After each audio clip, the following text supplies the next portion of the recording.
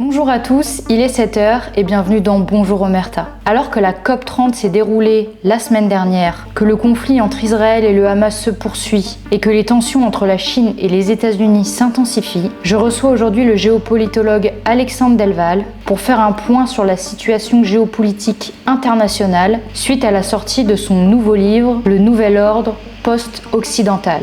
Monsieur Delval, bonjour, merci d'être avec nous aujourd'hui une nouvelle fois. Bonjour, ravi, merci. Alors aujourd'hui, nous allons faire un petit point global sur la situation géopolitique internationale, car en plus, vous avez justement sorti un livre il y a quelques jours, il me semble, livre qui s'affiche à l'écran et qui parle en fait de la grande bascule géopolitique.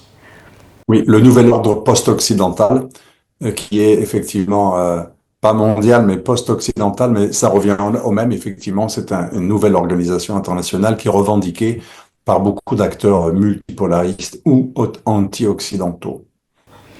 Très bien, eh bien c'est parfaitement dans le thème puisqu'on va faire un petit résumé global de la situation géopolitique internationale. Alors, ce qui me fait une très bonne transition avec cette première question, on va commencer avec le conflit Israël-Hamas et l'équilibre régional au Moyen-Orient. Alors, comment est-ce que vous évaluez l'impact du conflit sur l'équilibre régional au Moyen-Orient, notamment en termes de relations entre Israël et ses voisins, comme l'Arabie Saoudite ou les Émirats? Eh bien, ce que l'on constate, c'est que, contrairement à ce que beaucoup avaient déclaré, une solidarisation des pays musulmans avec l'Iran, une fuite générale des accords d'Abraham, à la fois des pays arabes et des pays musulmans, un soutien finalement tactique au Hamas, même de pays qui ne l'aimaient pas, comme la Tunisie, qui lutte contre les frères musulmans, mais qui s'est solidarisé au début avec le Hamas. Eh bien, en fait, tout cela ne s'est pas réalisé, ne s'est pas confirmé. Ce que l'on constate, c'est que depuis la fameuse déclaration de New York, organisée par le prince saoudien et Premier ministre Mohamed Ben Salman et son homologue français Emmanuel Macron, une des résolutions aux Nations Unies cet été, corroborée ensuite en septembre, a fait en sorte, dans cette fameuse déclaration de New York, que 22 pays membres de la Ligue arabe se sont désolidarisés totalement du Hamas et de nombreux pays dans le monde, une majorité de pays dans le monde, ont accepté l'idée que le Hamas ne faisait plus partie d'aucune solution, qu'il devait quitter l'action militaire, qu'il n'était pas légitime et qu'il ne devait pas faire partie de l'équation de l'après-guerre. C'est exactement le contraire de ce que beaucoup nous ont dit. Vous allez voir, ça va pousser tout le monde dans les mains du Hamas. Alors c'est vrai que le Hamas a gagné la communication de l'image. D'un point de vue de l'image, le Hamas a gagné puisqu'il a relancé la cause palestinienne. Ça ne veut pas dire qu'il lui a permis d'exister, mais il a relancé l'idée de parler de la Palestine. Il a relancé l'idée de créer un État palestinien, même si ce n'était pas du tout l'objectif du Hamas, c'est plutôt l'objectif de l'autorité palestinienne. En tout cas, il a fait reparler de la Palestine à travers la victimisation et l'horreur des carnages subis. Bien entendu, tout le monde sait, dans les pays arabes, ils ne sont pas dupes, ils sont beaucoup moins dupes que l'extrême gauche occidentale. Dans les pays arabes, personne n'est dupe du fait que le Hamas a cherché les bombes israéliennes en se mêlant du conflit entre le Hezbollah et Israël. Qu'est-ce que le Hamas avait à gagner d'autre que des bombardements? Mais en fait, c'est pas une stratégie stupide. Le Hamas voulait que le carnage provoqué déclenche des représailles israéliennes afin de faire un travail que beaucoup de gens ne comprennent pas, qui n'est pas un travail géopolitique à proprement parler, ni même une guerre stratégique classique. C'est afin de créer les conditions d'une diabolisation de l'État israélien. C'était une guerre de communication. N'oublions jamais qu'un attentat terroriste, lorsqu'il est provoqué, j'entends souvent, ils ont de la haine, ça va beaucoup plus loin que ça. En tout cas, les organisateurs, ce n'est pas forcément la haine qui les a mis.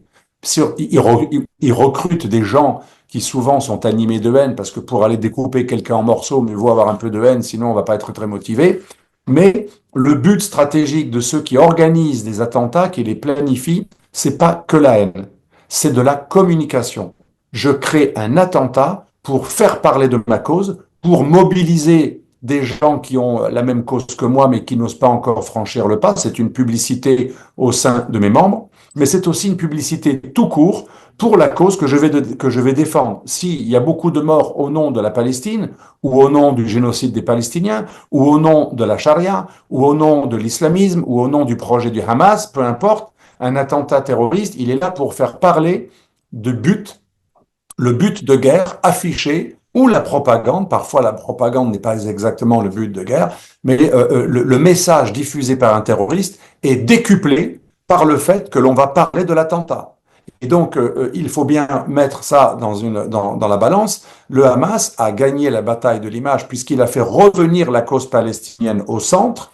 Macron, Sanchez en Espagne, beaucoup de gouvernements occidentaux ont remis au centre la cause palestinienne en disant qu'ils allaient reconnaître un État palestinien. Mais ce n'est qu'une guerre de l'image qu'a gagné le Hamas, puisque concrètement, l'État palestinien ne peut pas exister. Un État existe s'il est souverain, s'il contrôle sa population, son territoire et ses institutions.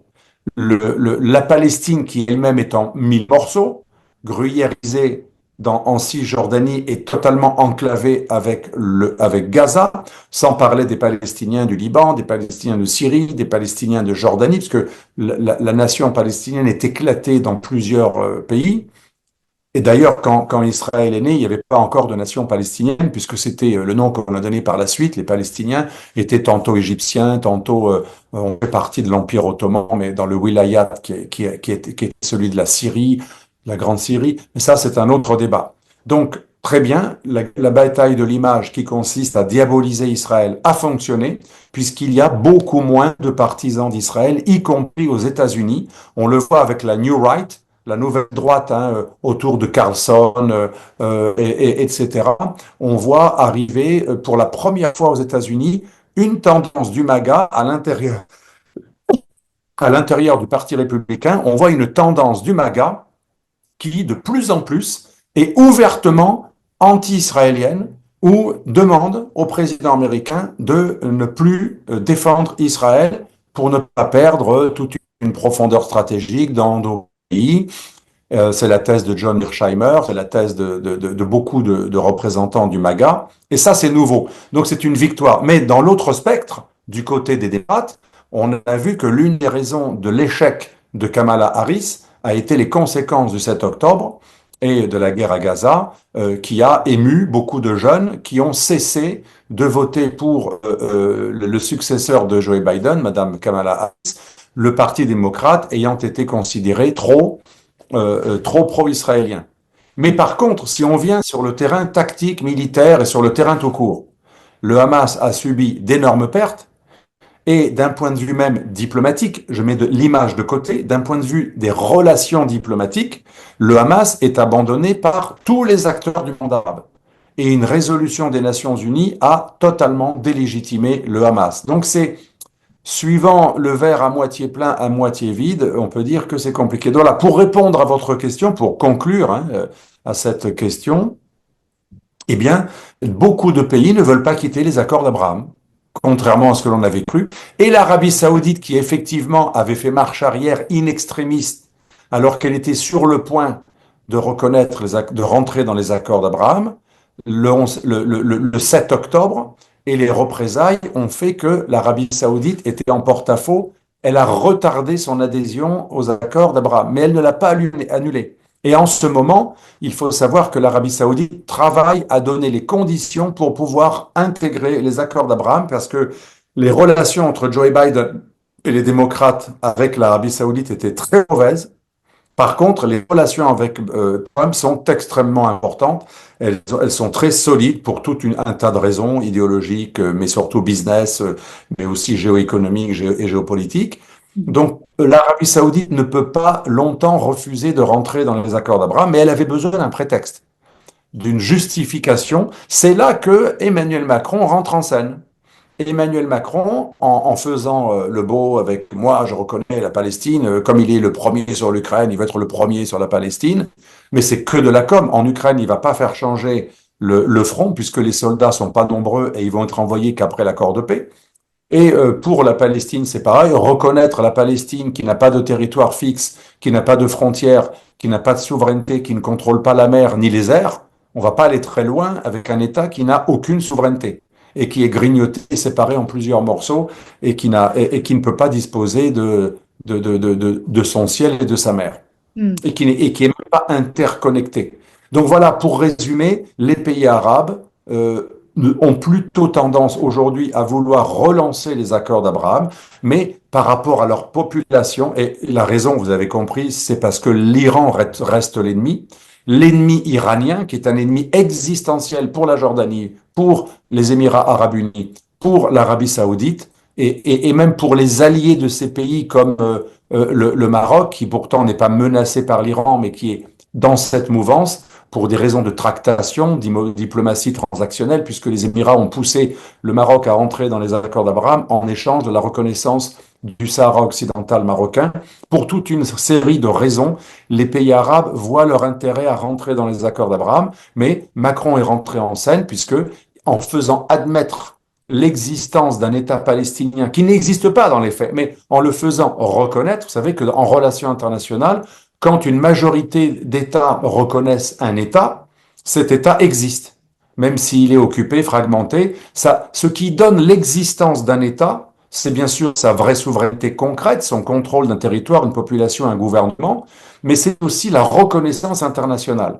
Et donc, de ce point de vue, si on arrive à reconnaître quelque chose qui ressemblerait à un embryon d'État palestinien, et si on accepte l'idée d'une capitale partagée qui serait à la fois la capitale d'Israël, parce qu'Israël ne voudra pas revenir en arrière, et à la fois la capitale de la Palestine, les Saoudiens avaient même dit il y a quelques années, si elle est à 20 kilomètres de Jérusalem, on dira que c'est à Jérusalem quand même, on va trouver un arrangement et c'est ce qu'est en train de faire Macron. Donc, vous savez, c'est comme le Canada Dry. Macron fait croire qu'il est contre le projet Trump pro-israélien et qu'il est le défenseur de la tradition gaulliste de la souveraineté palestinienne. Mais en fait, il ne fait que permettre, par la reconnaissance de l'État palestinien, qui ne sert à rien puisque cet État n'existe pas, il ne fait que permettre à l'Arabie saoudite, c'est pour ça que l'Arabie saoudite a accepté de s'engouffrer dans cette déclaration de New York, il donne la possibilité à l'Arabie saoudite de faire reconnaître à son peuple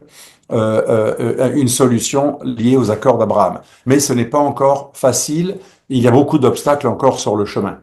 Vous avez également évoqué les enjeux des relations diplomatiques dans ce conflit. Justement, est-ce que vous pensez que ce conflit pourrait remettre en cause les accords de normalisation comme ceux entre Israël et le Maroc ?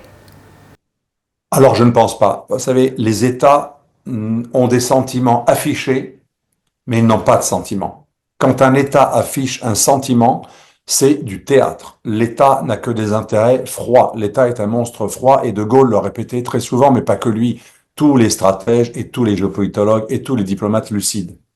Donc, quel est l'intérêt du Maroc? C'est que l'accord d'Abraham, donc les relations officielles avec Israël, était un deal, était le résultat d'un deal. Le Maroc rentre dans les accords d'Abraham, c'était à l'époque de Jared Kushner, de l'administration Trump 1. Le Maroc rentre dans l'accord d'Abraham. En échange, les Émirats et les membres des accords d'Abraham font du lobbying pour que la plupart des pays finissent par reconnaître la souveraineté du Maroc sur le Sahara occidental. Ça, c'est l'intérêt vital. L'une des priorités du Maroc, c'est le Sahara occidental. C'est un objectif de guerre primordial sur tous les autres. C'est être souverain et reconnu comme tel, où nous l'avons dit juste avant, un État a besoin de reconnaissance.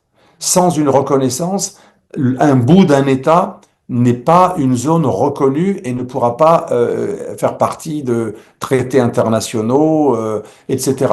Et donc, c'est très important pour le Maroc, c'est l'un des objectifs numéro un, si ce n'est l'objectif numéro un. Le Maroc ne renoncera pas à son objectif numéro un, juste pour faire plaisir à l'émotion pro-palestinienne, anti-sioniste, anti-israélienne. Je ne dis pas anti-juive, parce que le Maroc a une tradition d'amitié avec le judaïsme. Mais par contre, le palestinisme est très très fort dans tous les pays du Maghreb. Donc voilà, le sentiment, la solidarité pro-palestinienne pèsera moins que l'intérêt national marocain. Et c'est pareil pour tous les pays arabes. En discours, ils sont tous pro-palestiniens. Dans les faits, je vais vous donner une comparaison. Quand il y a eu la guerre civile en Syrie, on a eu 6000 volontaires marocains au sein de Daesh et Al-Qaïda pour combattre une cause qui n'était absolument pas la leur. Il n'y a rien de commun entre un Syrien et un Marocain.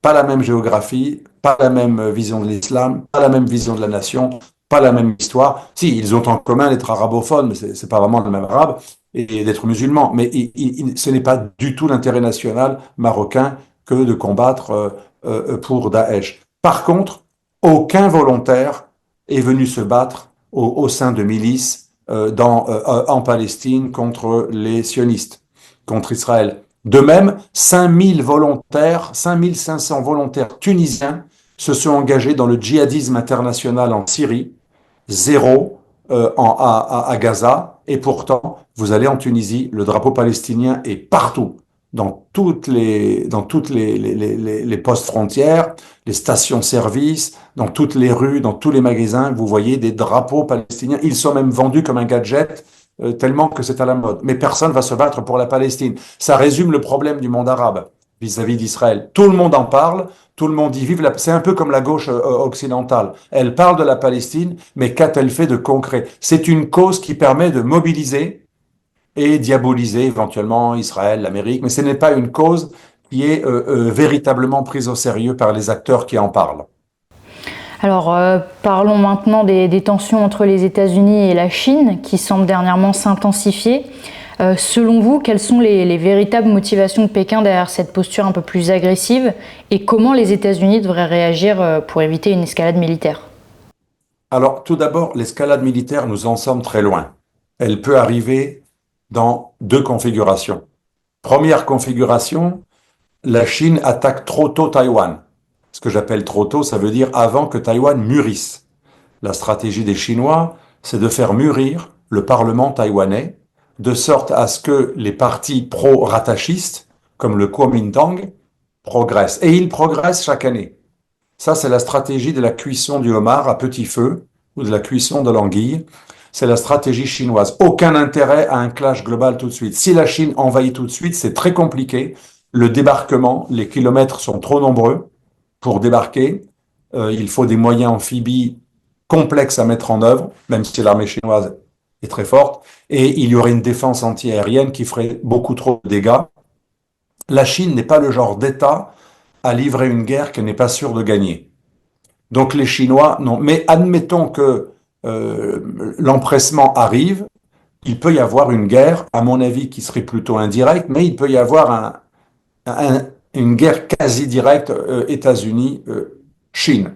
Deuxième configuration, qui peut arriver un peu plus tard ou presque en même temps, tout dépend quand ils attaquent Taïwan, et s'ils l'attaquent, c'est la montée inexorable de la technologie chinoise, le savoir-faire chinois, ordinateur quantique, et les puces surtout. Récemment, les Chinois ont fait un bond en avant en matière de puces, notamment les semi-conducteurs en dessous de 5 nanomètres.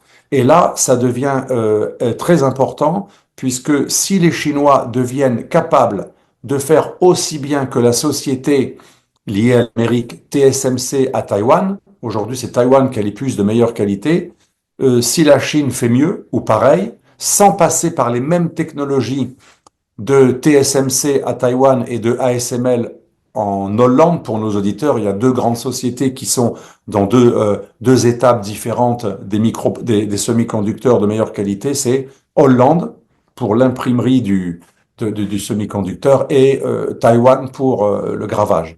Et si la Chine n'a plus du tout besoin de l'île en matière de semi-conducteurs, eh bien, ça peut changer la donne sur la volonté d'intervenir ou pas.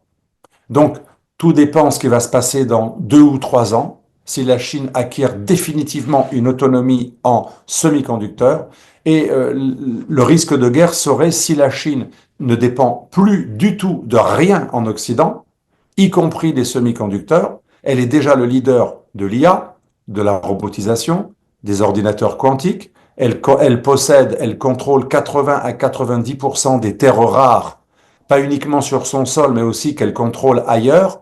mais aussi de d'autres métaux précieux stratégiques, hein, comme le nickel et l'aluminium, notamment en Indonésie et en Afrique, où la Chine, depuis très longtemps, prépare son prépositionnement.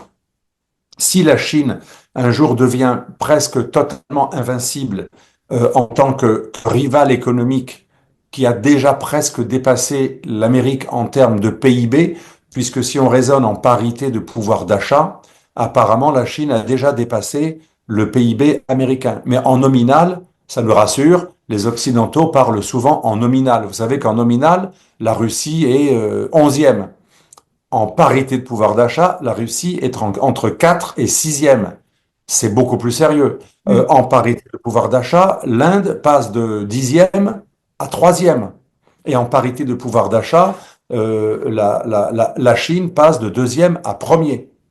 Donc c'est très important de voir que le monde a changé, et c'est ce que j'explique dans le livre que vous avez mentionné, le Nouvel ordre post-occidental. Le monde a changé, les rapports de force sont en train de changer, et la guerre avec la Chine se passera, donc conclusion, s'il n'y a pas de deal. C'est ce que je dis dans la conclusion de mon livre. Nous sommes dans une période de transition, et il y a deux solutions quand il y a une transition entre deux ordres internationaux que Raymond Aron préfère qualifier de système, parce qu'un ordre, il est homogène, un système l'est moins. Mais c'est une convenance de langage. Soit ça se passe par la négociation, j'accepte de donner une part du gâteau à la puissance montante, elle est devenue la numéro un, c'est normal qu'elle exige aussi, au futur numéro un, elle veut un peu plus de part du gâteau, bah, ça peut être le contrôle des institutions internationales, comme la Banque mondiale, le FMI, ça peut être des zones d'influence. La Chine dit pourquoi vous vous mêlez de Taïwan, moi je ne me mêle pas du Mexique. Hein, ça peut être ça, c'est un deal très compliqué à accepter. Pareil pour la Russie, qui veut sa zone d'influence en Géorgie, Moldavie, Ukraine, Biélorussie, son étranger proche, et ce n'est pas négociable. Et si ce deal n'est pas opéré entre les puissances montantes, notamment la Chine, et la puissance en place, il y aura un clash. Tôt ou tard, une guerre de haute intensité indirecte, voire directe. Pas forcément nucléaire, mais plus nous serons en conflit direct entre des puissances nucléaires, forcément, plus les probabilités du choc nucléaire seront grandes. Donc nous sommes vraiment dans une situation, une période fascinante à la croisée des chemins. Va-t-on négocier la redistribution du pouvoir mondial au niveau global?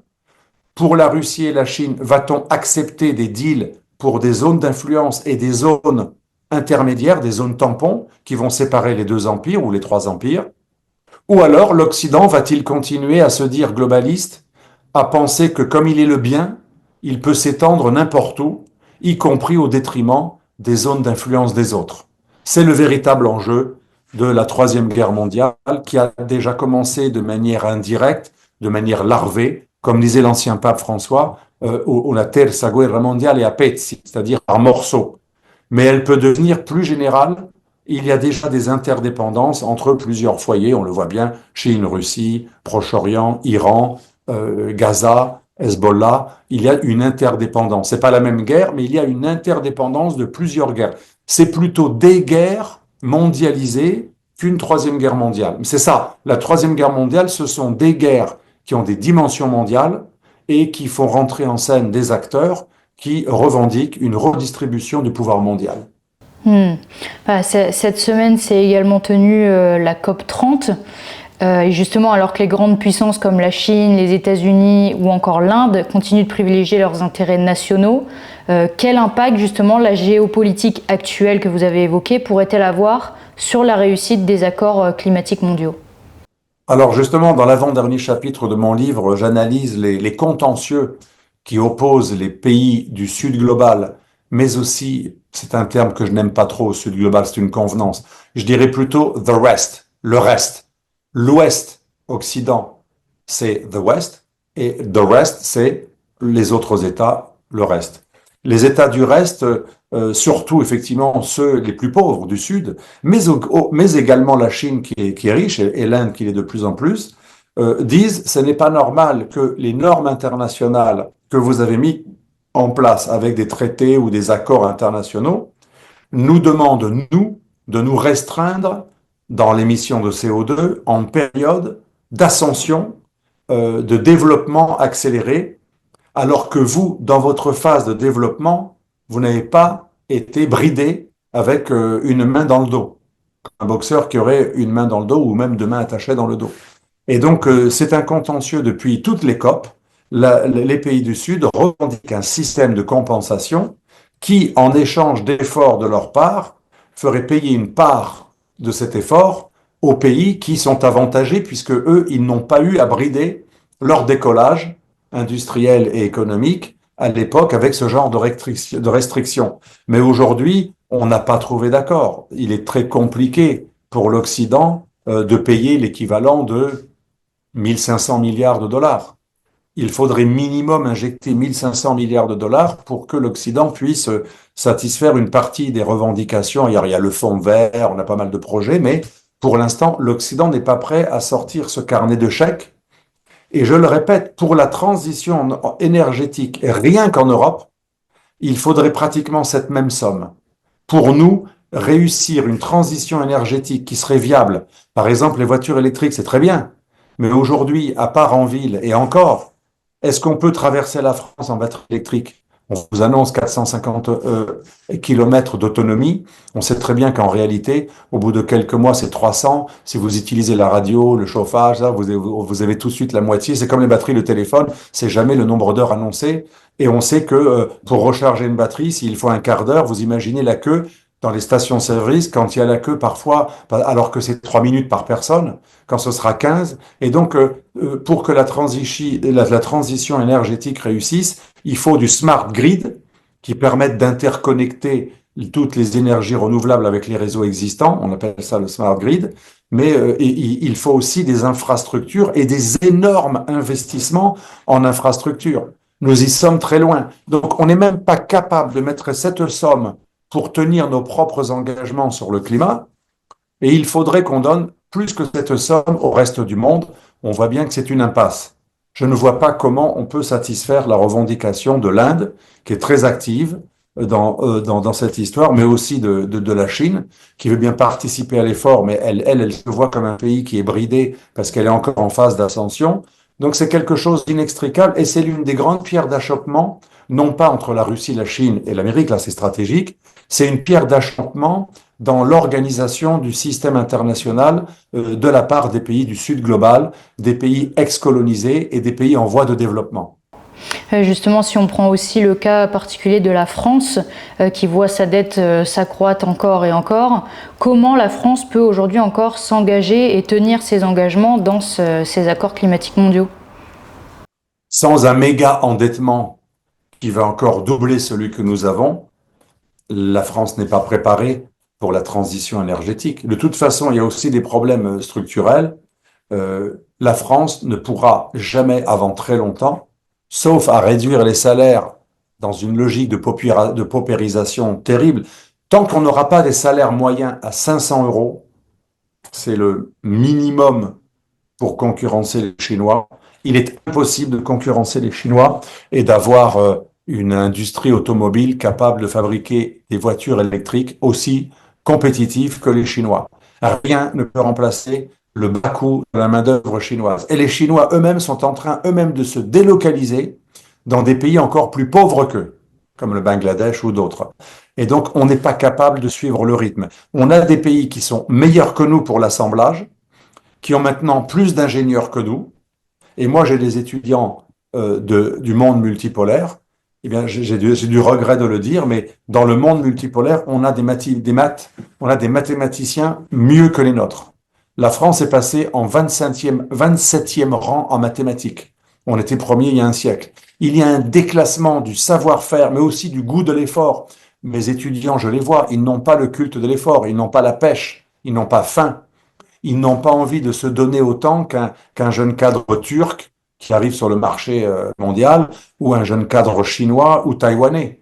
Et donc ça, c'est des problèmes structurels. Comment régler ce problème? Comment rendre nos produits dans la transition énergétique, qui vont être des produits donc avec la haute technologie, le digital, les terres rares pour faire des batteries, comment allons-nous pouvoir concurrencer le fait qu'un Asiatique est plus travailleur, aussi compétent, plus discipliné, il n'est pas syndiqué, pose pas de questions, et il fait très bien une tâche pendant 10 heures d'affilée. Aucun occidental, avec son culte du loisir, de la pause café, ses réseaux sociaux, sa dépendance à ses copains, ses temps libres, sa volonté 35 heures, ses loisirs, on ne peut pas faire le poids. Pour terminer cette émission, est-ce que vous arriveriez en un seul mot à me définir la situation géopolitique internationale actuelle, qui peut peut-être aussi reprendre de la conclusion de votre livre? Oui, alors la conclusion du livre, c'est que la désoccidentalisation du monde qui est en cours, hein, c'est le monde multipolaire. Le monde post-occidental, ça veut dire pas forcément contre l'Occident, mais ce sont des pays qui veulent être après l'Occident, ils veulent construire autre chose. Ils veulent construire un avenir qui ne soit pas fondé sur nos valeurs, nos normes, nos institutions. C'est pas forcément anti-occidental.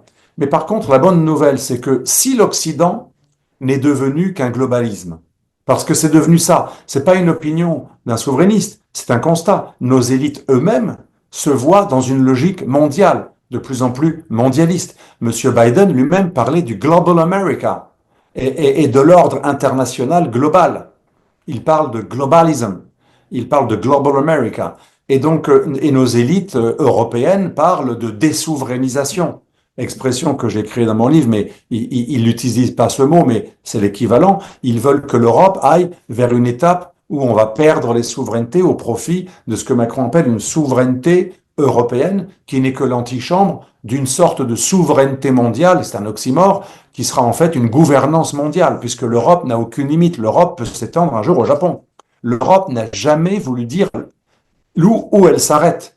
Et donc, si l'Occident n'est devenu qu'un système globaliste, et je reprends l'expression dans mon livre de Alexandre Zinoviev qui parle de supra-société mondiale. Pour nos auditeurs, Zinoviev était un grand dissident anti-soviétique et qui est devenu choqué lorsqu'il a émigré en Occident. Il a été traumatisé que son idéal, le monde libre, était aussi totalitaire que la Russie soviétique, avec la violence en moins. Il a appelé cet Occident mondialiste, qui est un projet global de domination planétaire, il l'a appelé la supra-société mondiale, ou occidentisme, par opposition à Occident enraciné.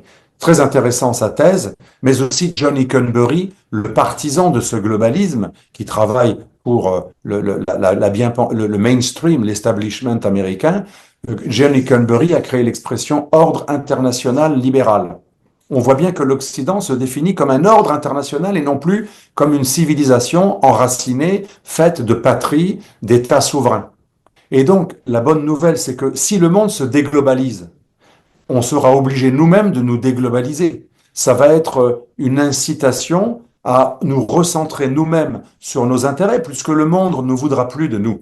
Le monde nous dira, soit on ne vous aime pas, on vous combat, soit on vous aime bien, mais comme Alain de loin. De loin.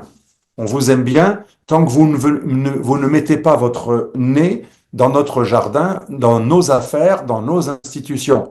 C'est ça le monde actuel. Donc voilà, pour résumer, il y a 3 blocs. Le bloc occidentiste, qui veut créer une supra-société mondiale, globaliste, globalisée, avec l'abolition des souverainetés, sauf bien sûr la souveraineté de l'Empire américain, puisque l'OIL n'est qu'un glacis, un cache-sexe de l'Empire américain, qui fait accepter l'Empire américain au nom du globalisme, avec ces mesures de plus en plus libérales, wokistes, sociétales, qui font de plus en plus peur à toutes les autres nations.